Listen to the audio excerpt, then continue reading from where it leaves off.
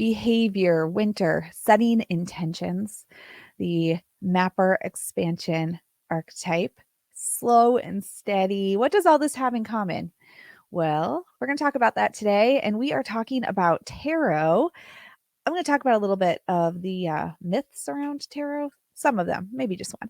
And we're going to specifically dive into the suit of pentacles in tarot and why, what we can do with tarot, what we can learn from it. And that's what we're talking about on this episode of the Expedition to Soul podcast. We know that you were born magical. We know that you are intuitive, and we know that you are brimming with everyday enchantment. Here at the Sisters Enchanted, we believe in intention, we believe in intuition, and we believe in everyday magic. Welcome in to the Expedition to Soul podcast. Hey everyone, Sara here, and we have not talked about tarot in a while on the podcast, not specifically. Tarot was actually, okay, let's wind backwards. I think it was perhaps it was the first like big thing we taught online. When I say big thing, that we had lots of classes for it, and we had a big open enrollment.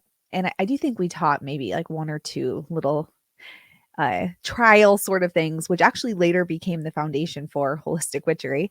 But tarot was really our core sort of thing for a while here at the Sisters Enchanted, and we love tarot. Now, I was an English major, and I'm actually a certified English teacher, though I don't do that. I also, when I was in school, minored in women's studies, which is a lot of sociology, psychology. And what I love about tarot is that it is this perfect mix of story and really like there's definite psychological components to it and calling out our inner stuff in our stories that we hold. So tarot, people often think like it's just this, I don't know, like psychic tool, and you're going to read the fortune with it. And that couldn't be farther from the truth. Tarot it tells a linear story, and it is totally embedded with personal development themes and great reflective applications that anybody can use and implement into their life for great reflection and change and just knowing themselves and really zooming out on their experience and getting an eagle eye view on how they're feeling, what they're experiencing in a way that they might not be able to without a tool to help them anchor into that energy. Now, we're kicking off this discussion. This is actually going to be a series. We've got some bonus episodes coming out too. And we are starting with Pentacles, the suit of Pentacles. And it's interesting in the expansion archetypes, which it's a whole other thing. You're going to learn about those, in the coming weeks. We actually have a program coming up. It's super affordable where you'll learn your expansion archetype and what it means for both how you sabotage and expand. But for now, I'm a wanderer in the expansion archetype. So that is not aligned with Pentacles energy whatsoever. It's like 0% aligned with Pentacles energy. But I love the suit of Pentacles because I think that for people who are new to tarot, it is a story that is gentle on the soul. It is a story of slow and steady behavior. The energy of the Pentacles lies in behavior. What behaviors are we engaging in to get to where we want to go? And I think that it is a great reminder for everybody that really, our behavior, what it is that we're doing, what it is that we are bringing to a situation really impacts how we receive that situation and that experience and what we're bringing into our lives. So the suit of Pentacles, it's also known as sort of a suit aligned with money and abundance. And that is because it is the earth suit in tarot. It's aligned with the element of earth. And earth is all about, our worldly experience. What's right here in front of us? What can we see? What can we see in terms of our childhood experiences, our financial situation, our career, our belongings? That's all very earth suit kind of story and details of that story. And it's aligned with the archetype of the mapper. And the mapper in our expansion archetypes, expands and sabotages through planning, through trusting in themselves and having faith in themselves that they can follow the plan. The suit of Pentacles is also aligned with the energy of winter, which at the time of this recording, we are in winter. It is a slow and steady season, just like Pentacles is a slow and steady story. It's where we set intentions in the winter time and that energy of winter. And Pentacles reminds us that intention setting is a slow and steady process. We set the intention and then kind of let it go and maybe come back to it and think, is this the right one? Should I shift it? Is there any work that needs to be done here? Any change for me? Is this exactly the intention that I want to have and why? And Pentacles reminds us of that energy.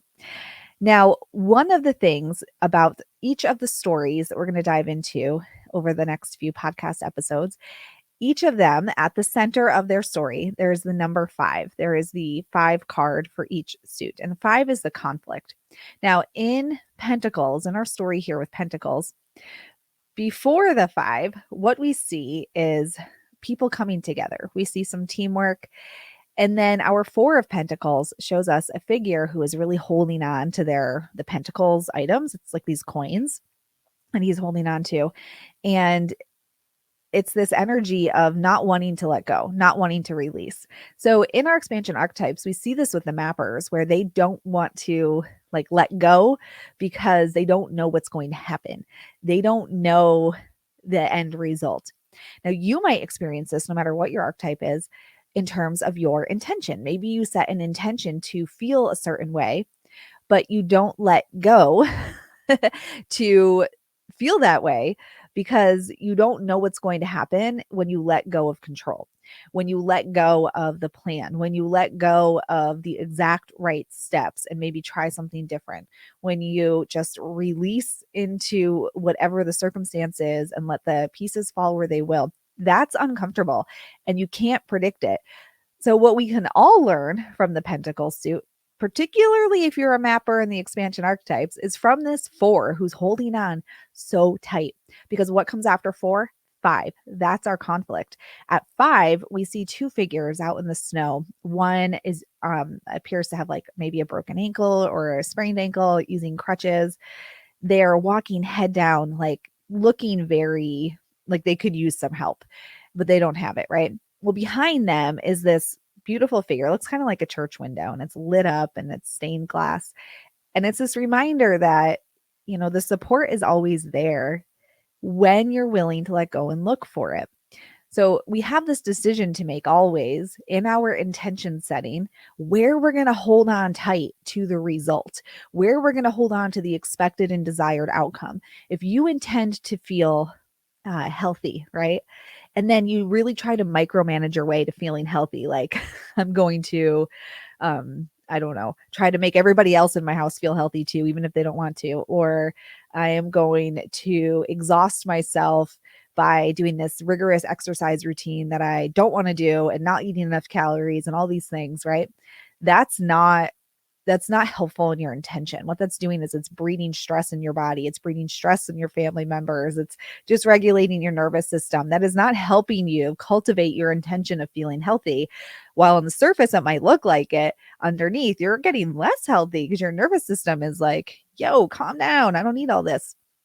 And this is the energy of the Pentacles. It's our behaviors. Are we in the behavior of holding on and wanting the exact right outcome, or are we in the behavior of letting go, looking for the support that's there in unexpected places maybe, or the unexpected way in which our intentions will come to fruition?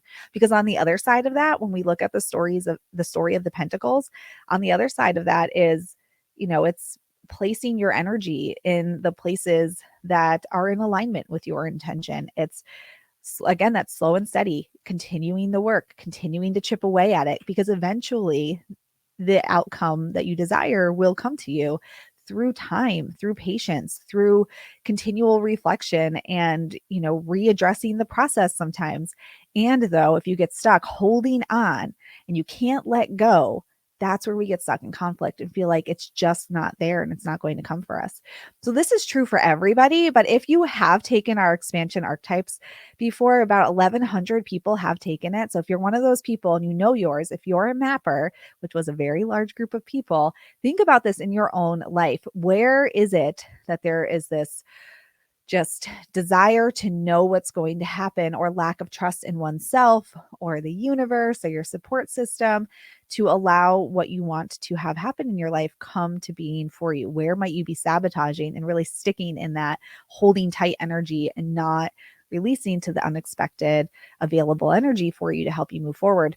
And this is the case though for everybody. We can all learn from this story. And as I mentioned, it's aligned with the energy of Earth, which is very much what's happening around us. And what's happening around us, what we can see, the stories from our childhood, our financial situation, our careers, the stuff in our house, the, items that we surround ourselves with, all of this very worldly experience type of stuff. It can feel challenging to separate yourself from what you see versus what you desire to see, right? Like, we know what we know. Knowing something else is not easy. And the suit of pentacles and the earth energy is a great representation of that, because it does require just trust, and it requires looking where you wouldn't otherwise be looking. In the 5 of Pentacles, the figures in that card, they're looking down. If they never look up, they won't see that the light is on in that building and they can go in there and get help or warm up or whatever they need to do, because they're looking down. So for all of us, anybody listening to this, the suit of Pentacles is this reminder that if you're looking at only what you already know to be true, you will only live what you know to be true. There is not another way to live if you've not looked around for it, if you've not looked up or sideways, or I don't know, the other way, some direction other than the direction that you've been looking in. This is the story. And this is what tarot can do for us. Tarot is more than just like card spreads and interpretations. Tarot is this story where we can really, lay out the suit of pentacles in front of you. If you have a tarot deck, or go grab one somewhere and put them in order, ace through 10, that's 1 through 10 basically. And just, look at the characters, look at the pictures. What are they doing? And which one represents you right now? What energy do you see yourself in? Because where you see yourself in that story tells a lot about your earthly experience right now. Even if you don't know how to read tarot, even if you have no desire to learn to read tarot, just looking at the story is like, oh, which one looks like me right now? And that tells you a lot about your experience, your behavior, your intention setting, how you set intentions, how you let go, how you receive. So much to be learned just by looking at that story. Now imagine for a moment, Earth, right? The Earth we live on. Now I live in a place where we definitely have 4 seasons. So right now it is winter when I'm making this recording this podcast, and all the trees there's no leaves on them. The earth is dry, like it's hard and cold and frozen and dry. Well, actually we've had a warm winter. It's pretty muddy, but I digress. When I look outside though, everything is barren. Imagine that one season, like one, end of autumn, Earth, Mother Earth, the Earth goddess was just like, I don't really trust that these leaves are going to grow back. So I'm going to hold on to them. And none of those leaves fell to the earth, and they didn't, decompose and whatever they do to put nutrients back in the earth, all that science stuff that, I skimmed through in school. Imagine if that did not happen. Imagine if those leaves were not put to bed to transmute back into nutrients to then, feed the worms, feed all the things that help bring water into our root systems that bring the trees to life again. Imagine if Earth stopped trusting itself at that season and was like, I'm going to hold on to it. Our whole world would cease to exist, right? So this is what happens for us too. If we don't trust, let go, and we just hold on to it, we cannot put anything back into our energetic systems to recharge us, to revitalize us, to give our energetic little selves something to have nutrients and feed back into us for what's next to come as we keep moving through cycles. We teach this in our 5-eye spiral. It's our expansion spiral. And this is the first piece of it, is really that intention. What do you do with intention? You set the intention. You breathe life into it. You feel into it. That's what Earth does in winter.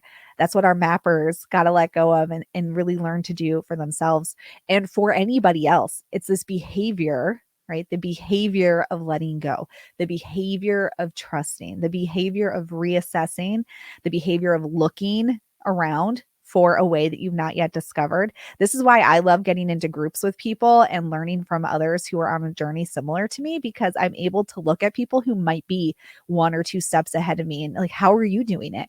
What creative solution did you have for this problem when you felt like you wanted to try this new thing and couldn't squeeze it in, or like didn't know how to, cover the finances? What did you do to make it happen? Looking around in other directions other than your own, because in your own, you only know what you know. You don't know anything else. And this is what we can learn from the suit of Pentacles. All right, y'all, this is a special series. The next episode, we are going to talk about the suit of Wands, and we're going to talk about all of them. And they're going to drop over 2 weeks.